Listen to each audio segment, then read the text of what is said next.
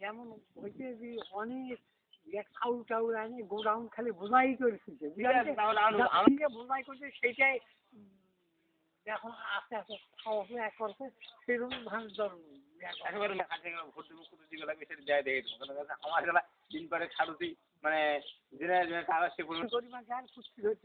ওরা কিনে খায় যারা বাংলাদেশের কড়া গরিব আছে এখন চাউলও দেয় সরকার থেকে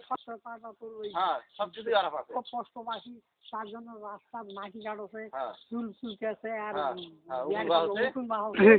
এই তো এত সুবিধা করে দিতে এই কৃষক এরা তো মরে যাবে না পারছে রাস্তায় মাটি কাটবে না পারছে জমিতে হাত ধরবে ভালো নাই ওরা নিয়ে দেশটা যেন চলায় ভোট আসুক কে হবি যারা ভোট পাবে তারা সরকার গঠন করছে না কাজগুলো করছে কেন এত বছর আসলো